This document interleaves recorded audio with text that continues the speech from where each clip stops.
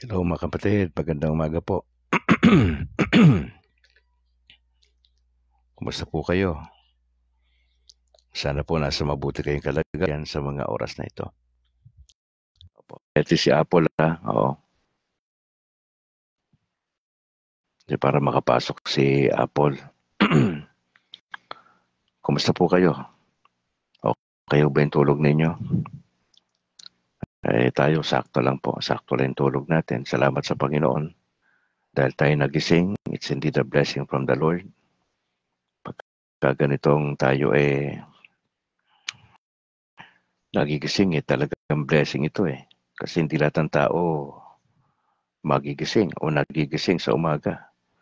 Pero ikaw nagising ka, ibig sabihin may plano pa si Lord sa atin. Oo. Magandang attitude yun. Pagkagising natin, pasalamat tayo sa Lord. Kasi merong gagawin sa Lord sa maghapon di ba? Hindi mo alam mangyayari sa dulo Pero maganda lang nito yung attitude natin ma-develop na, uy, nagising ako Lord, thank you. Maganon. Ganda yun Dahan-dahan practice natin yon etong taon na to. Mahalaga ma-appreciate natin yung mabuti ang Lord sa buhay natin. Opo. Kasi wala akong ginagawang masama ang Diyos sa atin Tayo ko yung parang dumalayo, nawawala ng gana. Oo, tayo po yun At ito si Apple Oo.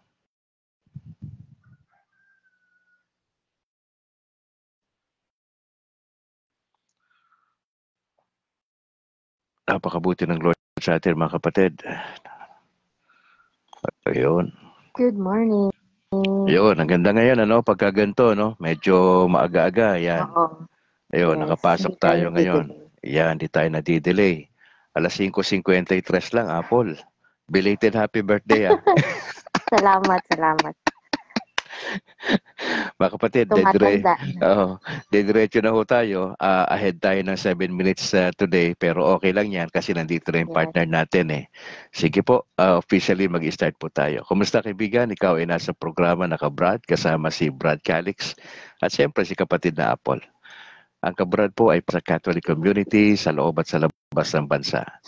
Layunin po nitong alalayan, palakasin at gabayan ng isang Katolikong Pinoy na maging malalim pa sa pagkakilala kay Jesus at sa mga aral ng simbahang Katolika.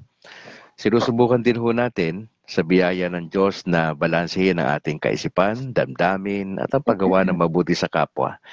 Kaya't halina't makinig at tuklasin ang turo ng simbahang itinatag ng ating Panginoong Jesucristo. Ngayon po ay araw ng Lunes, 27 sa buwan ng Enero 2025. At ngayon po kasama natin si kapatid na Apple para pagunahan tayo sa panandalangin at sa pagbanggit na rin ho ng Saint of the Day kung meron. Apple, good morning. Magandang umaga, kabrad, at sa lahat ng ating mga taga-subaybay. Tayo po'y magsisimula na sa ating programa sa panalangin. Let us put ourselves in the holy presence of God. In the name of the Father, and of the Son, and of the Holy Spirit. Amen. Amen. The Angelus, the angel of the Lord, declared unto Mary, And she conceived by the power of the Holy Spirit. Hail Mary, full of grace, the Lord is with thee. Blessed art thou amongst women, and blessed is the fruit of thy womb, Jesus. Holy Mary, Mother of God, pray for us sinners, now and at the hour of our death. Amen. Behold, the handmaid of the Lord. May it be done to me according to your word. Hail Mary, full of grace, the Lord is with thee. Blessed art thou amongst women, and blessed is the fruit of thy womb, Jesus. Holy Mary, Mother of God, pray for us sinners, now and at the hour of our death. Amen. And the Word was made flesh. And dwelt among us. Hail Mary, full of grace, the Lord is with thee. Blessed art thou amongst women, and blessed is the fruit of thy womb, Jesus. Holy Mary, Mother of God, pray for us sinners, now and at the hour of our death. Amen. Pray for us, O Holy Mother of God, that we may be made worthy of the promises of Christ. let us pray. Pour forth we beseech you, O Lord, thy grace into our hearts, that we, to whom the incarnation of Christ, your Son, was made known by the message of an angel, made by his passion and cross, be brought to the glory of his resurrection, to the same Christ, our Lord. Amen. Amen. Glory be to the Father, and to the Son, and to the Holy Spirit. As it was in the beginning, is now, and ever shall be, world without end. Amen. Let us now proceed to the life of the saints. Today is Monday, the 27th of January, Monday of the third week in Ordinary Time.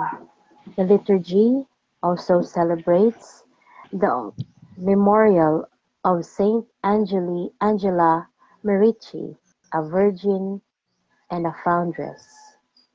Saint Angela was born in 1470 in Desenzano in the territory of Lombardy.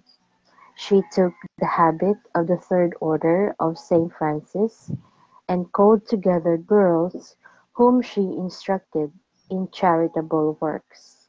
In 1535, under the patronage of Saint Ursula, she founded at Brescia a congregation of women who instructed poor girls in the Christian life. Saint Angela died in 1540. Let us offer one Our Father, one Hail Mary, and one Glory be, for the intentions of our Holy Father, Pope Francis, and all your intentions, and also for the healing of all those who are sick with hopeless cases. Let us pray. Our Father, who art in heaven, hallowed be thy name. Thy kingdom come, thy will be done on earth as it is in heaven. Give us this day our daily bread, and forgive us our trespasses, as we forgive those who trespass against us. And lead us not into temptation, but deliver us from evil. Amen. Hail Mary, full of grace, the Lord is with thee. Blessed art thou amongst women, and blessed is the fruit of thy womb, Jesus. Holy Mary, Mother of God, pray for us sinners, now and at the hour of our death. Amen. Glory be to the Father, and to the Son, and to the Holy Spirit. As it was in the beginning, is now, and ever shall be, world without end. Amen. Saint Angela, pray for Pray us. for us. In the name of the Father, Father, and of the Son, of the Son, and of the the Holy Holy Spirit. Spirit. Amen. Good morning.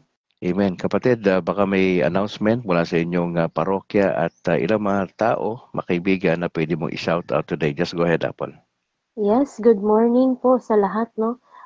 Una, thank you, Brad, sa iyong malakasang pagbati. Hindi ko ini-expect kasi only a few knows my birthday. Sa lahat po ng mga nakaalala, maraming salamat po. Ang hiling ko lang po ay patuloy niyo po kaming ipanalangin. Ayan, I need your prayers so I can also pray for others. Salamat din at happy birthday. Kasabay ko ng birthday ang aming kura paroko, si Father Farley Ray Santillan. Good morning, Father, at happy birthday din. Nakiselebrate ang aking magulang doon sa birthday ni Father kagabi. Uy. Good morning at pa-shout out sa lahat ng ating mga church workers dyan, ang aking mga kasamahan sa lectors at commentators, ganun din sa mga katikis ng aming parokya dito sa Immaculate Conception Parish, Bakyas, Mansilingan. Sa ating CFD family, sobrang thankful at nandyan kayo. At ganun din sa LRM family. Good morning, Sis Ray. Salamat sa lahat ng prayers, support lalo na sa communion of family. No? We pray as a family. We pray as we unite our hearts. No? The more we pray, the more graces we receive. So, gusto ko lang din i-take ang opportunity na to, Brad, na ipagpapasalamat ko talaga kay Lord na binigyan ako ng hindi perfect family but sasabi kong a very supportive family, lalo na ang aking mga magulang, Mhm. si Mrs. Emily at Larry Natal. They are Mhm. very supportive sa lahat ng aking bisyo Mhm. sa paglilingkod, no. They support my ministry, my apostolate. Thank you sa mama at papa ko. Ayokong umiyak pero yeah, gusto ko maging makabuluhan ang pagpapasalamat ko sa Mhm. kanila dahil wala si Sister Apple kung hindi dahil sa aking mga magulang. Tama, No, so utang natin ang lahat sa kanila. tama. And the reason why I serve, sabi ko Lord, is to make my parents happy. Yun Mhm. lang talaga ang aking motivation kasi obedience to our Mhm. parents is obedience to God. Amen. No, I enjoy the company and the presence of my parents that someday hindi ko pagsisisihan ang mga nasayang na oras at panahon na hindi ko na sila mga kasama. Kaya Mhm. maraming salamat sa aking mga magulang, sa lahat ng mga anak, Mhm. mahalin po natin ang ating mga magulang at wag po natin silang susuwayin Yun. kasi Mhm. at the end of the day, ano man tayo kadumi, gaano man tayo kalugmok, they Mhm. are still the first people Mhm. na tutulong sa atin. Mhm. So, masasabi ko, Brad, na I experience heaven on earth because of my earthly parents. Wow. How much more Wow. the love of our God in Mhm. heaven. Diba? If we experience love here on earth because of our parents, Mhm. gaano pa kaya ang pagmamahal ng ating Correct. Panginoon. So let Correct. us fill our lives with full of love so Mhm. we can radiant or we can share the love para sa iba. Maraming salamat, Brad Calix, sa opportunity na binigay mo sa akin na makasama sa iyong live at nawa ay pagpalain ka ni Lord kasama ng sampu ng iyong mahal sa buhay, Mhm. especially your wife and your Mhm. children. Yeah. God bless you at sa lahat. Good morning po. Happy Monday. Let us start the day positively and share the love. Mhm. Good morning. All right. Good morning, Apple. Maraming salamat for joining sa ating broadcast. All right. Nakasama natin si Sister Apple. Siya po ay regular nating kasama dito sa ating broadcast Monday to Saturday. O depende yung Sabado sa kanya kung siya ay available. Ano? Opo.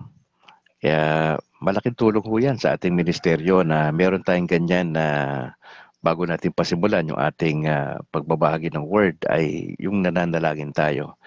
At binabanggit sa atin yung ano yung mga nakatoka na saint for today. Nako, maganda ho.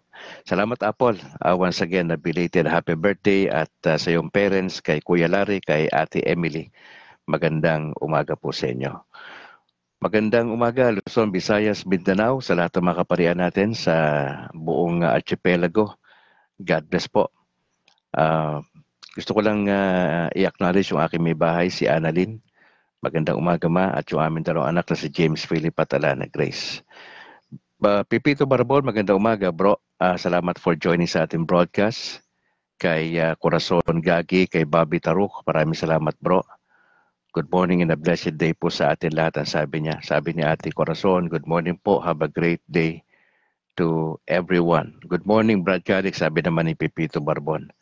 At sa iba pa na mga nauna, mga kapatid na sumama sa atin, silipin ko nga kung sino yon.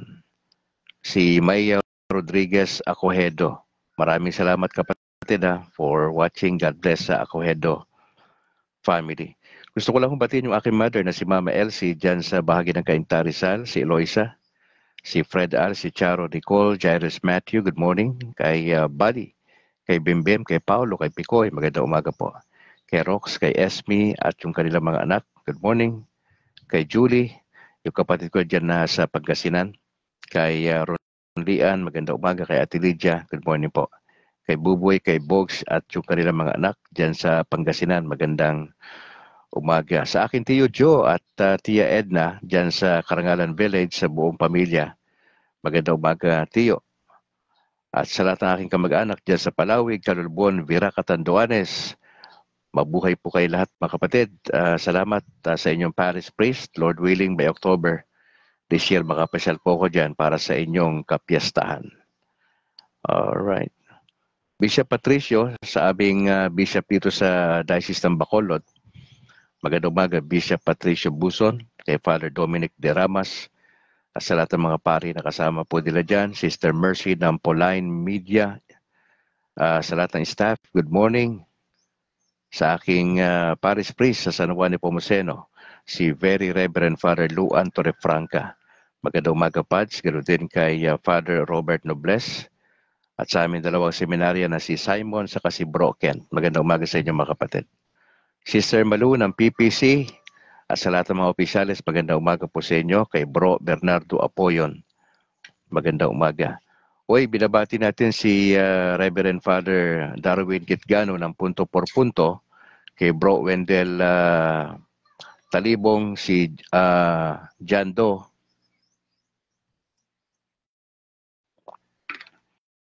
Binabati natin sila.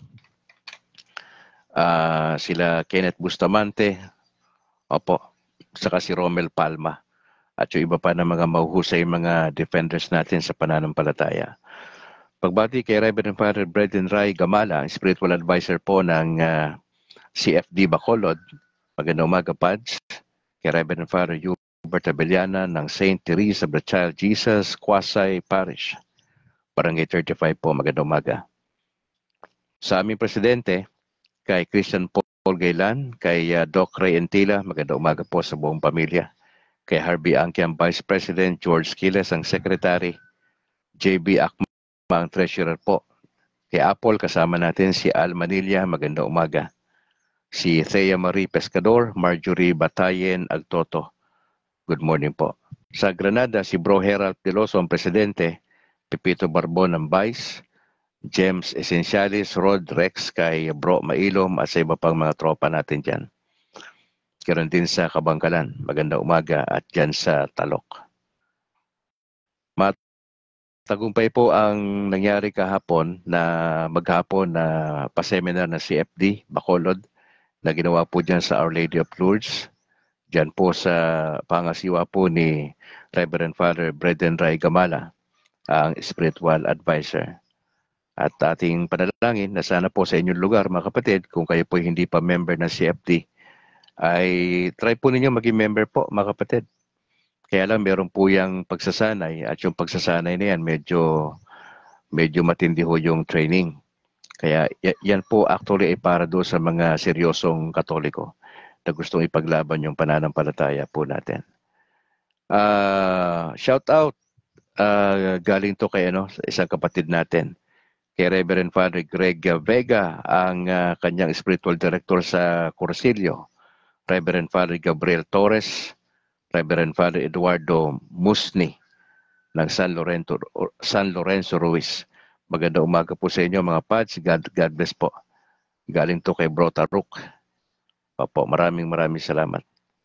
Sa Binalbagan Servants of the Divine Mercy, kay Bro Chubby Martin and Bro Boots Uy, magandang umaga po. At sa mga elder nito na si Bro Pabs Gonzalez, John Inglis, at sa grupong All for Jesus Life Ministry, kay Bro Johnny Bigay, Willie Canseco, Joseph Benedicto, magandang umaga po.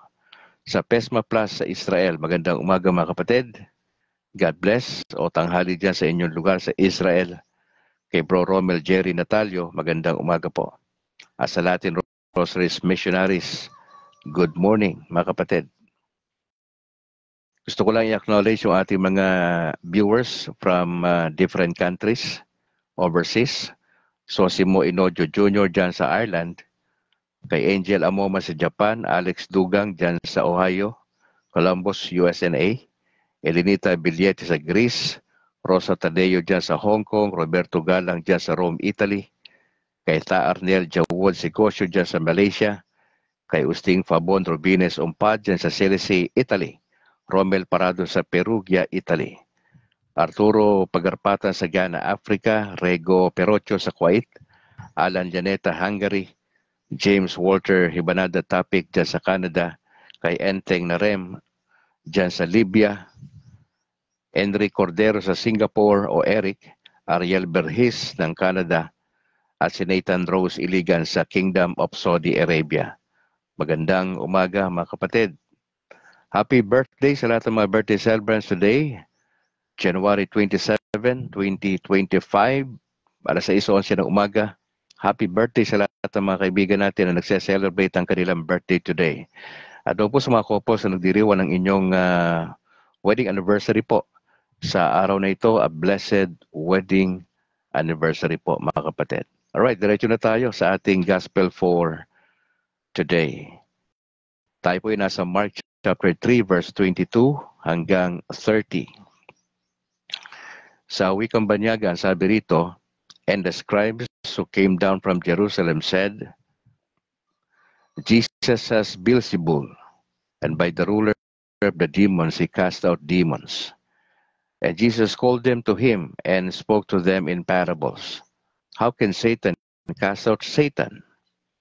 If a kingdom is divided against itself, that kingdom cannot stand.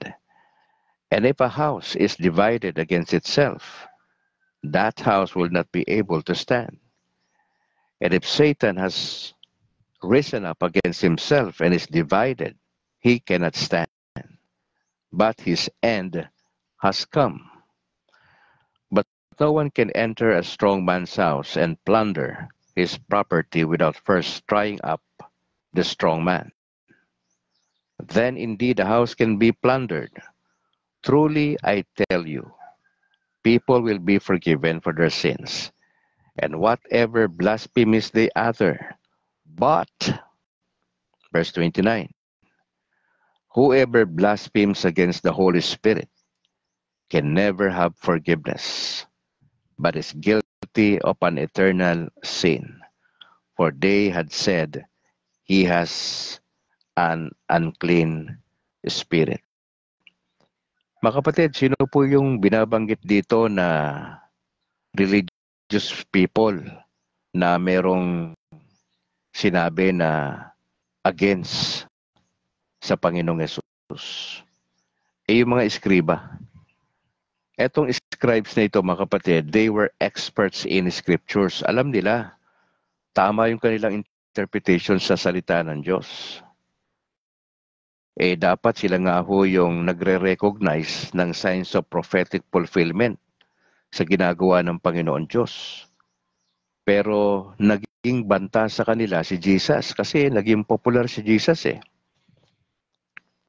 Dati sila yung pinupuntahan ng tao sa Jerusalem, pero nang umeksena na si Jesus matapos si John the Baptist, si Jesus na, 3 taon lang naman siya nagministeryo, pero very powerful yung ministry ni Jesus. Umikot sa 3 ministeryo. Siya po ay nangangaral, siya ay nagtuturo, siya po ay nagpapagaling. At siya po ay gumagawa ng himala. Miracle worker si Jesus. Kasi nga si Jesus, hindi lang ho siya 100% tao, kundi si Jesus ay 100% Diyos. May 2 nature si Jesus. Fully man, fully God. Kaya ho nagagawa niya yung mga hindi pwedeng gawin ng pangkaraniwang tao eh. Lumakad sa ibabaw ng tubig, magpakain ng libu-libong tao, magpagaling ng iba't ibang karamdaman. Wala hong pwedeng gumawa niyan maliban sa ating Panginoon Diyos. Naging banta si Jesus para sa mga religious people sa kanyang panahon. Kasi iba ho yung pananaw, iba po yung saloobin ng mga religious people na ito. Liban sa scribes, nandyan yung grupong Pharisees. Ito po yung mga tao na magaling po sila magsuot ng maskara eh. Alam niyo yung maskara sa Bacolod, October lang ho yan, masaya ho yan, punta ho kayo rito. Pero ang maskara, pinoportray niyan sa labas, parang walang problema. Naka-smile. Pero sa likuran ng maskara, ikinukubli yung pinakalarawan ng buhay na masalimuot. Yan po yung mga religious people. Itong mga Pariseo, itong mga eskriba. Mga kapatid, binabanggit dito ni Jesus, nagsalita po siya ng isang parable. Ang sabi niya rito kapag paano palalayasin ni Satan yung sarili niya? At kung ang kaharian ay hindi magkasundo, hindi ho yan tatagal. Ang bahay na divided, sabi ni Lord, hindi yan tatagal. Kung si Satan ay kalabanin niya ang sarili niya, walang mangyayari, kundi katapusan niya na. Grabe mga kapatid, ano? Sabi rito, lahat ng kasalanan pwedeng mapatawad pero yung kasalanan against the Holy Spirit, there is no forgiveness. Ano po yung sinasabi ritong kasalanan laban sa banal na Espiritu? Yung ginawa ng mga eskriba. Kasi ina-attribute nila yung power ni Jesus kay Satan. Blasphemy po yun. Hindi kasi nila ina-acknowledge si Jesus na may power, may authority na Diyos. That's why, sino nagkasala ng blasphemy? Itong mga religious people na to. Itong mga scribe na ito. Kasi inattribute nila yung paggawa ng Diyos na mabuti, pagpapalayas ng demonyo in particular. Sabi niya, hindi naman sa Diyos yung power na yan. Galing yan kay Beelzebul. Alam po ba ninyo kung sino si Beelzebul? Ano po yan? Kalaban po ng Diyos yan Diyos lang kadiliman po yan Mantakin mo na imbis i-acknowledge nila na, iba talaga pala to si Jesus. Akala natin son of carpenter lang ito. Anak ni Jose at saka ni Maria. Hindi pala. Level up pala to. Siya pala talaga yung Son of God. Walang ganun yung eskriba saka mga Pariseo. Sobrang taas ng kanilang pride mga kapatid na hindi nila ma-acknowledge. Yun ang problema. Pag hindi natin ma-acknowledge ang galaw ng Diyos sa ating buhay at sasabihin pa natin bilang Katoliko, ano yan, hindi naman ang Lord talaga nagpagaling albularyo yan. Binless ng Lord yung negosyo mo. Hindi si Lord ang nagbibless niyan. Diskarte ko yan. Pungsoy yan. Yung mga ganun tiradang Katoliko di ba? Sarili kong diskarte yan. Na-bless yung aking yung negosyo ko, investment ko. Ako yan. At ang matindi rito, sasabihin ng mga Katoliko, wala namang kinalaban si Lord yan sa nangyayari sa buhay ko maayos Dahil yan si scatter. Nag-scatter ka ba, Brad? Tigil mo yan.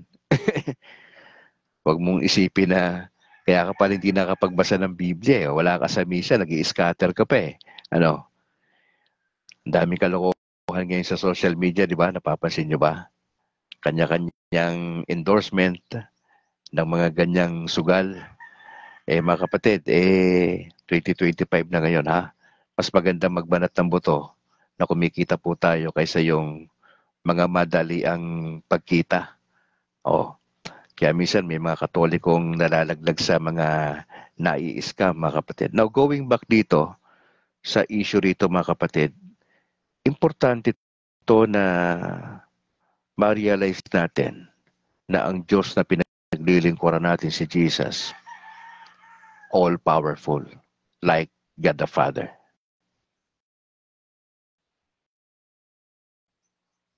He is stronger than Satan. Ang problema na sa ating mga Katoliko, hindi natin makita yan Kasi nga, nakafocus tayo sa negosyo, sa sarili natin. Nakafocus tayo sa temporary na mga bagay. Opo. Kaya minsan, hindi po natin makita yan, makapangyarihan pala yung Diyos na pinaglilingkuran ko. Minsan, mas napapansin po ba ninyo pagka medyo wala tayong focus kay Lord mas nabibigyan natin credit yung sarili natin, yung ibang tao. Yung galing mo, yung talino. Hindi mo na-realize lahat yan galing sa Lord. Yung talino mo sa school, how you manage your business. Galing lahat sa Lord yan eh. Ang kulang sa atin yung ma-acknowledge natin na ang Diyos ay mabuti sa ating buhay, mga kapatid. Now, tandaan natin, God never withholds forgiveness from anyone who asks. Available yung forgiveness kay Lord. That's why ini-encourage tayo, mga kapatid, bilang Katoliko, na magkaroon tayo ng confession at least once a year, di ba? Matagal na nga yan ng once a year eh, kasi hindi mo naman malaman kung anong klaseng kasalanan magagawa mo sa araw na ito.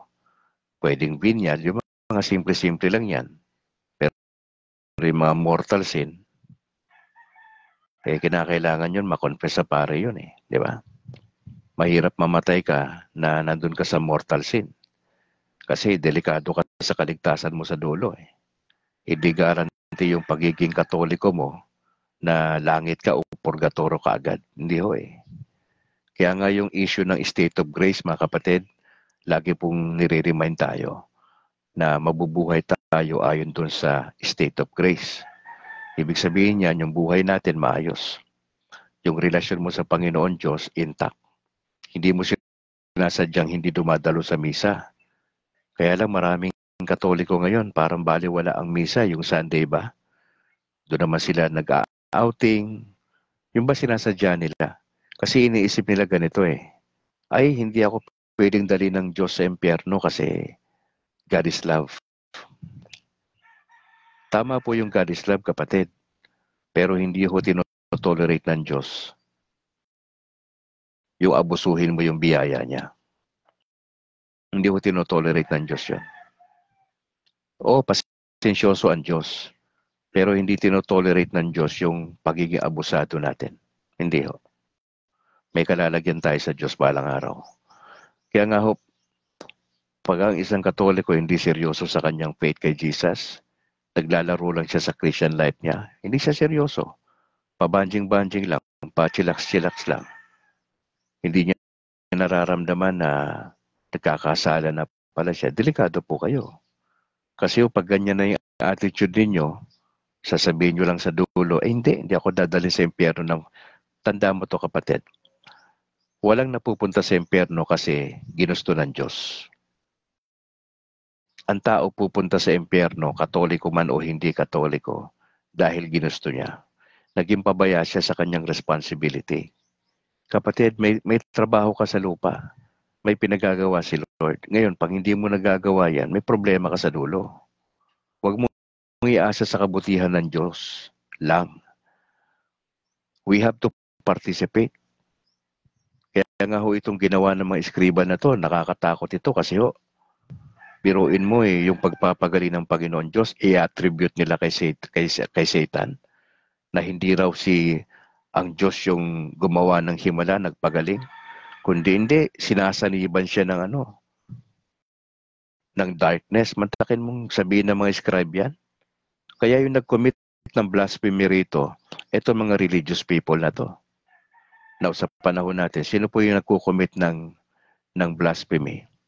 Yung mga tao na tinatanggihan ang galaw ng Diyos sa kanilang buhay. Yung mga tao na sabihin na natin, it seems religious, pero tinatanggihan nila sa utak nila, sa puso nila, ang Diyos sa buhay nila. Posible ba yan, Brad Calix? Oo. Na may mga Katolikong ganyan. Religious lang. Appearance panlabas, parang banal. Pero deep inside, tinatanggihan yung galaw ng banal na espiritu. Gusto nila sila yung manguna sa buhay nila. Gusto nila sila magmaniobra ng buhay nila, ng negosyo, ng pamilya, ng relasyon. Sabihin mo sa kanila, ay dapat Brad, si Jesus, ang banal na espiritu gumagalaw sa buhay mo. May mga Katoliko siguro sasabihin nila, ay Brad, matalino ako, may pera ako, may lakas ako, hindi ko kailangan si Jesus. May diskarte akong sarili. May mga ganun eh. Pero nagsisimba yan. Malakas magbigay ng mag-donate sa simbahan yan. Mga kapatid, posibleng ganun tayo. Na pag hindi natin naintindihan to, na mag-iingat tayo. Di ba sabi, ang magkasala laban sa Panginoong Yesus, may kapatawaran pa eh. Pero etong blasphemy na to, walang kapatawaran to, mga kapatid. Yung blasphemy na in particular na binabanggit dito sa konteksto, yung ginawa ng mga scribes na inattribute nila yung healing power ni Jesus sa dyablo. Yun yung blasphemy.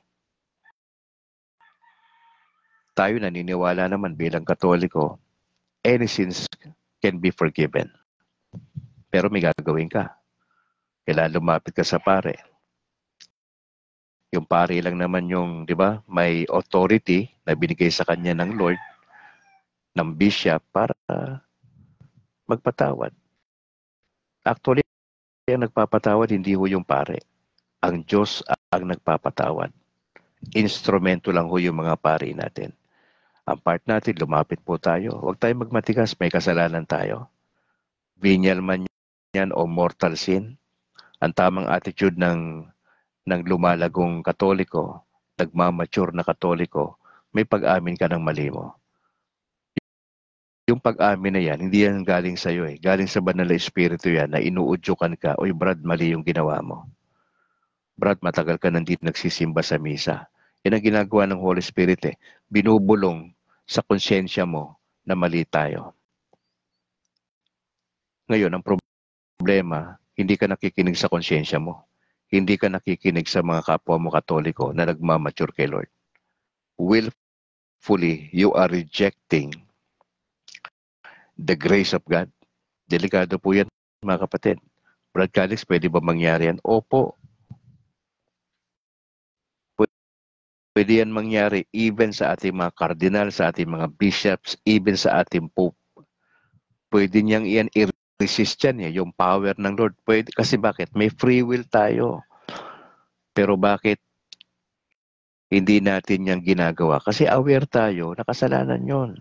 Aware tayo na mayroong mas ang banal na espiritu ay sumasa atin. Alam natin magkakamali tayo pag ginawa natin yan. Kaya lang yung mga kapatid nating mga hindi masyadong nag-grow sa Panginoon, ang mga Katoliko, pabaya sa kanilang Christian life, pabanjing-banjing, laman ng yung buhay nila masyadong saturated ng mga vices. Wala na sa kanila yan. Hindi na sila kalos na ba? Alam mo pag sinabing kalos, wala nang pakiramdam. Yung balat mo na yan, kapag ka inano mo yan, hindi na nakakaramdam yan, delikado yan. Baka may sakit na po kayo. Kailan nagiging kalos yung puso natin? Pag lumalayo ka na sa Panginoon, hindi ka nagbabasa ng Biblia, wala ka lagi sa misa, hindi ka nagko-confession sa pare, wala kang good works, wala kang pakialam sa community, etc. Delikadong kaluluwa mo, kapatid. Huwag mong sabihin Katoliko ka. Sigurado ka na sa langit sa dulo. Walang ganun. You have to prove sa sarili mo, kapatid, na genuine tayo. Personal kasi yan eh, kapatid eh. Personal kasi yan. Personal kang haharap sa Diyos eh. Yan ang problema natin eh. Hindi yan by parokya eh. Hindi. Personal yan eh. Dali lang ah.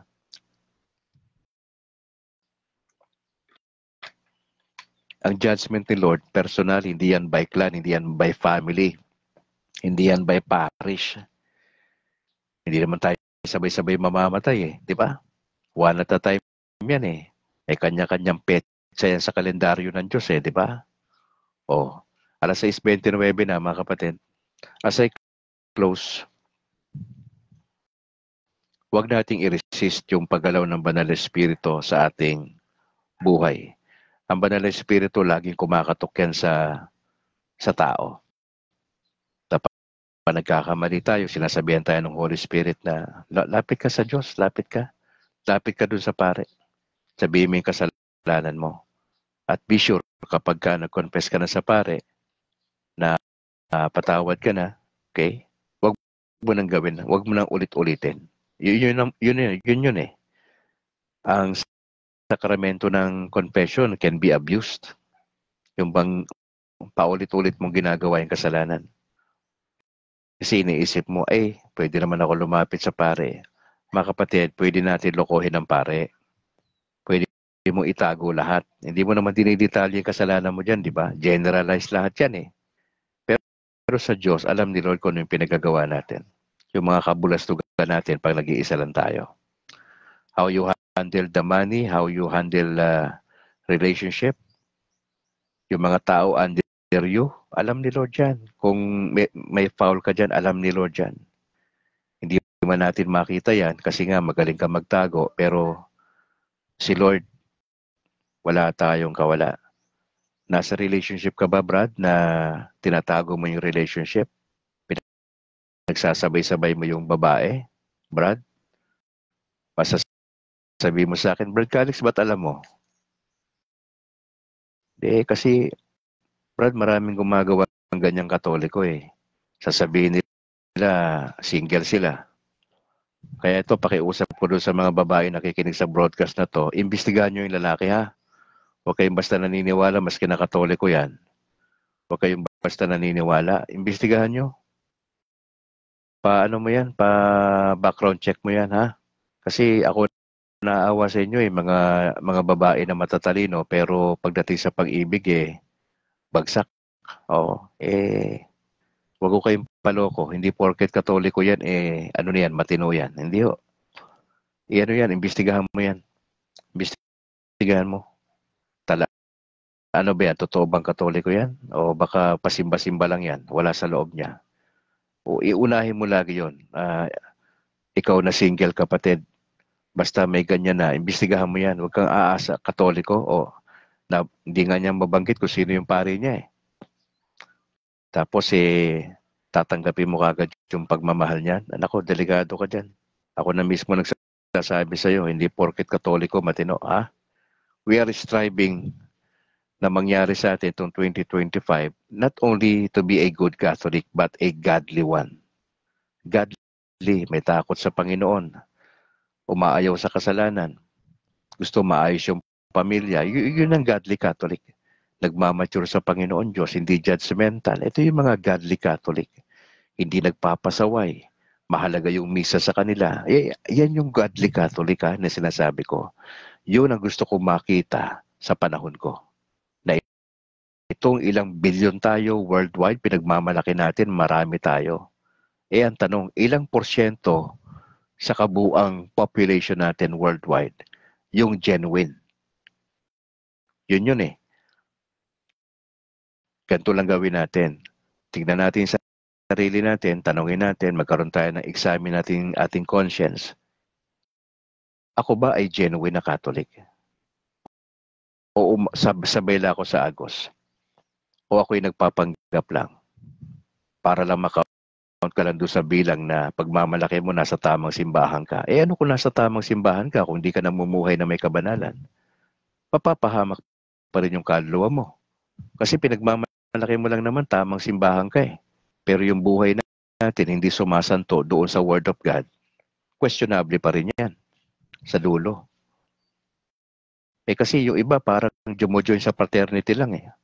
Para bang tingin nila parang PTA lang tong nandito sa simbahan, pero hindi naman seryoso.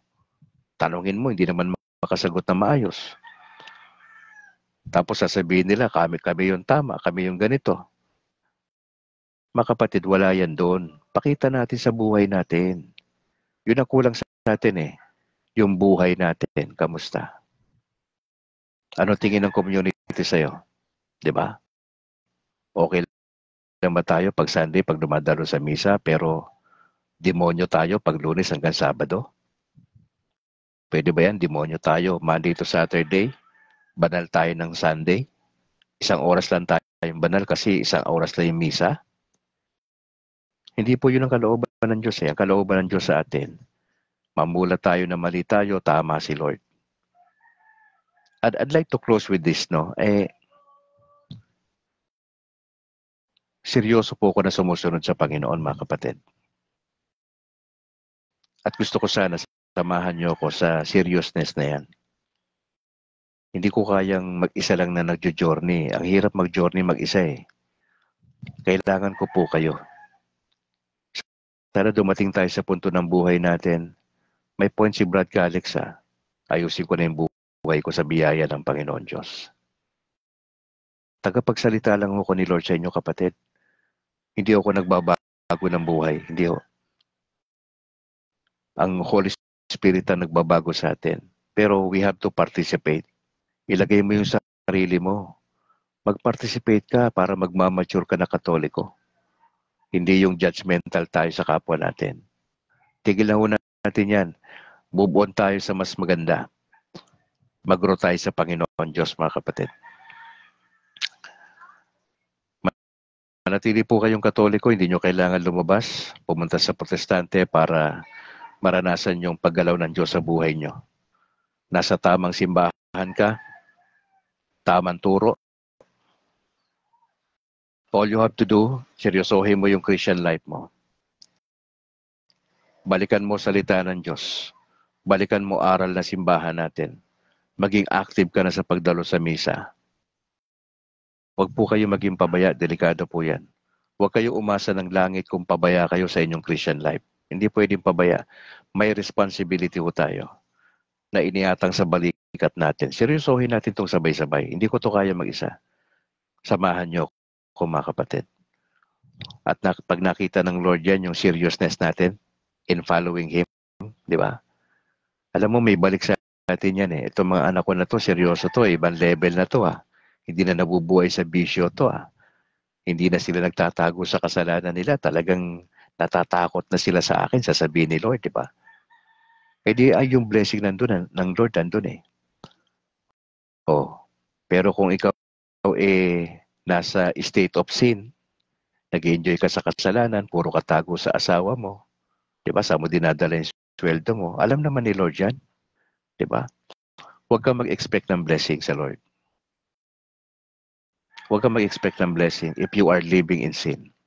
Walang blessing sa paggawa ng kasalanan. Meron dyan pain, meron dyan hardship, meron dyan sufferings. At ang matindi nito, pag hindi ka tumigil dyan, baka mauuna kang kunin ni Lord ng mas maaga.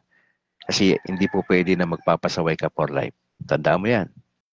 Pag namatay ka, harap ka sa Panginoon, wala ka na dyan mai-complain.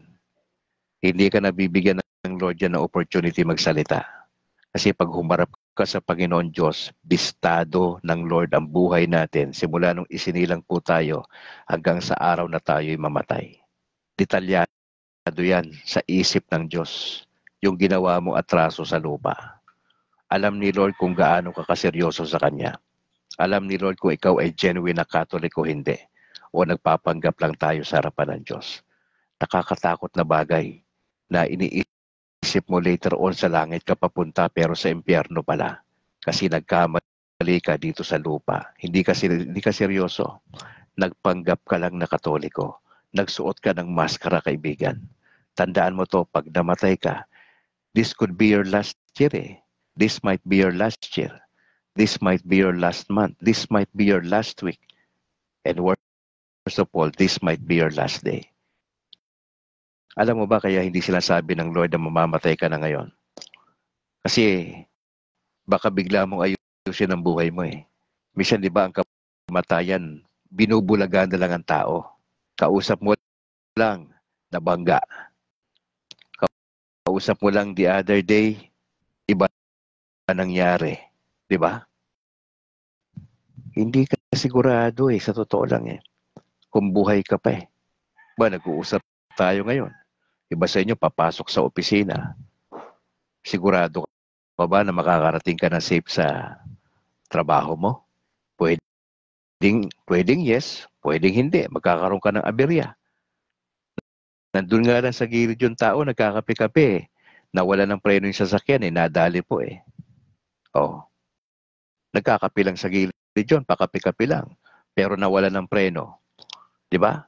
Yung mga bus na nawawala ng preno sa Maynila, inaararo yung mga bahay. Nagkakape lang. Malay ba niya na mangyayari sa kanya yon? Ang point ni Brad Calix, mga kapatid, simple. Matakot tayo sa Panginoong Yesus. Anytime, ang kamatayan pwede kumatok sa'yo. Pag kumatok yan, hindi ka na makakaiwas dyan. Ang issue dyan, are you ready to face your Creator?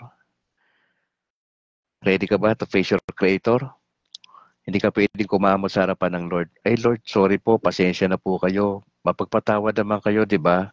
baka pwede naman ako sa langit. Walang ganun. Alam mo na yung salita niya, alam mo yung catechism, di ka lang seryoso. Anong gagawin natin dyan? Maski na siguro ako yung Diyos, sabihin ko sa'yo, tigilan mo ako.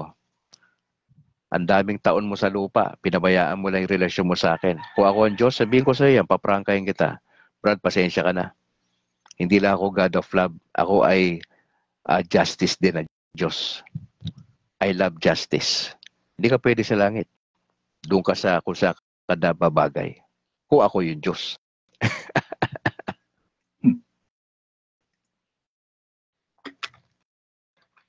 Seryosohin na po natin mga kapatid yung relasyon natin sa Lord, ha? May pag-asa pa naman po. Hanggat buhay po tayo, lapit na tayo sa Lord. Sabihin na natin sa Lord, Lord, tulungan niyo ako na magbago. Ayusin ko na buhay ko itong 2025. Seryosohin ko na relasyon ko sa inyo. Mga kapatid, announcement, bago tayo tuloy magpaalam, alas 6:42 na. Kung nais nyo maging CFD member, kausapin nyo yung parish priest po ninyo, tanong nyo kung meron kayo doon sa inyong parokya. Kung wala, maghanap kayo ng mas malapit doon kung meron sa area nyo. Kung wala, kami po sa Bacolod ay willing tumulong sa inyo. Ang mangyayari po niyan, ang inyong parish priest ay susulat sa Diocese ng Bacolod, i-inform ang CFD rito, kasi kausapin kayo ng presidente namin, si Bro Christian Paul Gailan. At i-plaster niya sa inyo yung mga dapat nyo ihanda. Pag okay na po yan, pag may letter na yan from parish to parish, pupunta ho kami dyan sa area nyo. Yung aking magiging role dyan ay pag-share ako ng testimony ko, yung aking conversion, plus encouragement po sa mga Katoliko, how to be a good and godly Catholic. Yun po yung aking pinaka-tema pag nagsalita ako sa lugar ninyo. Kasama yung mga kasama ko na CFD. Hindi ako pwede mag-isa. Package po yan, kasama ko yung CFD. Hindi naman kami lahat, pero at least mga ilang piraso ho kami na pupunta sa inyo para alalayan po kayo na mabuo yung CFD sa inyong lugar kung nais po ninyo. Okay? Hindi naman po ito sa pilitan. Ito po ay open invitation lang po sa inyo na nagnanais na magkaroon ng CFD sa inyong lugar. Okay? Mga kapatid, patuloy tayong sumuporta sa ating YouTube channel na State of Grace TV. Mag-subscribe po kayo mga kapatid. Tulungan niyo po si Brad Calix na mag-improve po yung ating bilang ng mga subscribers natin kasi makakatulong po sa atin yan. Ipagdasal po natin yung ating mga kaparian. Suportahan po natin sila. Encourage natin yung mga pari natin. Kasi hindi naman yan nagsasalita ng struggle nila. Opo. Pero may mga struggle po yan sila. Mas sila po yung inaatake ng kalaban kasi nasa forefront po sila. Ang gagawin natin mga layman, ang laity, magdasal tayo, mag-encourage tayo sa kanila, at tumulong tayo pinansyal sa kanilang mga pangangailangan, personal. Kasi may mga pangangailangan po sila.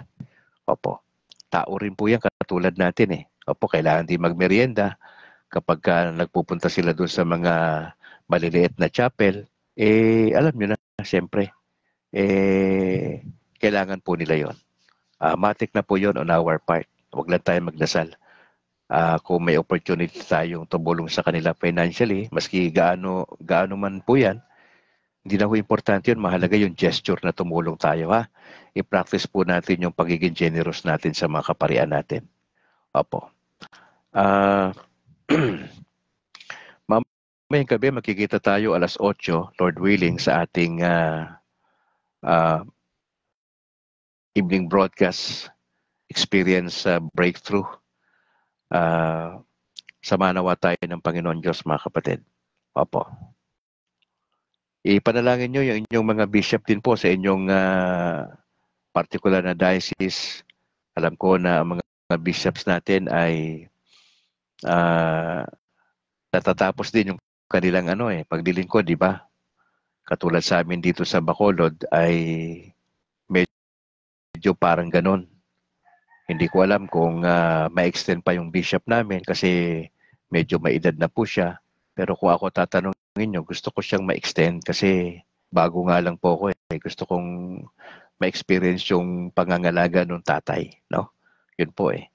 Pero kung siyempre iba plano ng Lord na Santo Papa sa Roma, eh, yun po kasi nagde-decide si Pope Francis.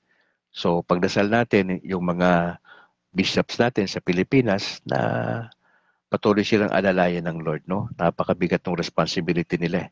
Sila po kasi nagmamanis ng mga pari natin sa Pilipinas. Yung marami nating bishops dito, kaya pagdasal natin sila mga kapatid. Sige po, tayo'y mananalangin na. In the name of the Father, the Son, the Holy Spirit.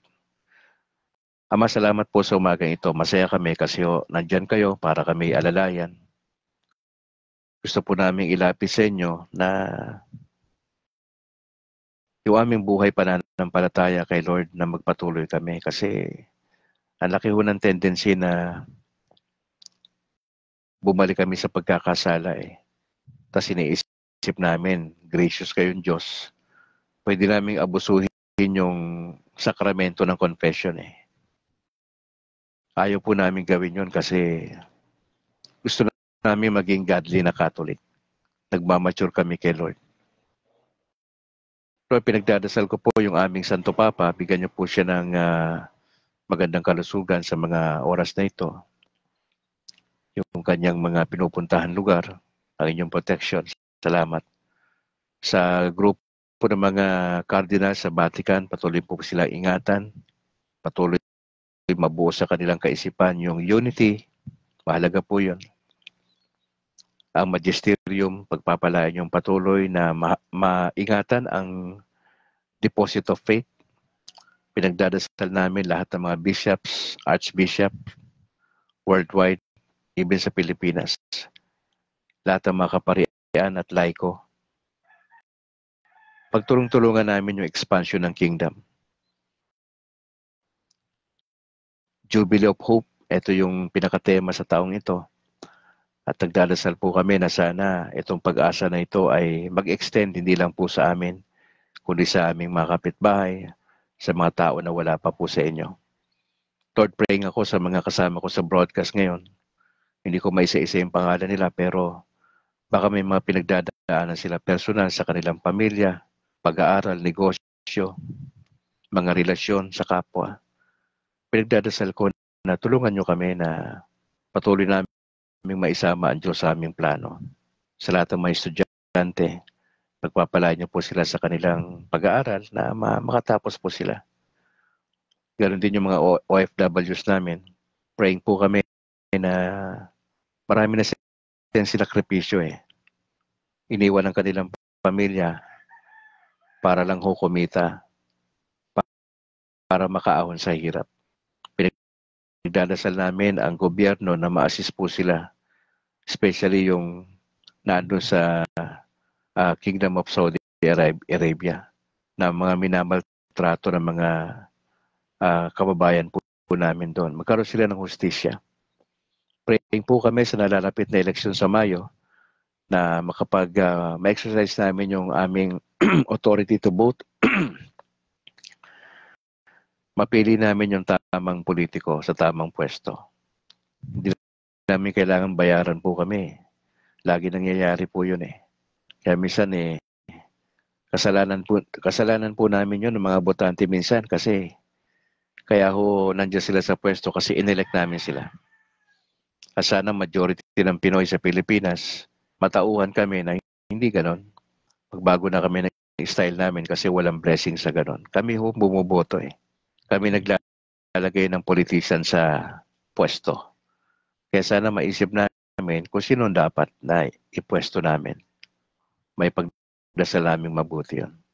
Lord, praying kami sa lahat ng may mga karamdaman ngayon na nasa ospital, nagdadialysis, may mga cancer, yung mga inooperahan. Dalangin namin yung mga surgeon na hindi sila magkamali sa kanilang procedure. Nagpadasal kami para kay JB Akman na may trangkaso at sabi niya yung kanyang karamdaman bunga ito ng yung pagputok ng bulkan Kanlaon, yung mga nalalanghap niya ng mga hindi maganda ng mga mga ash falls. Hindi lang siya yung tinamaan ito, marami rin tao. Dadasal kami makarecover si Bro JB. Lord willing ay makaka-recover siya at assist trabaho niya. Si Wayne Angel, yung aking may bahay, si Ronalyn na nagkikimo. Ilan lang ito mga kapatid na kailangan ng dasal. Kaya tulungan nyo kami na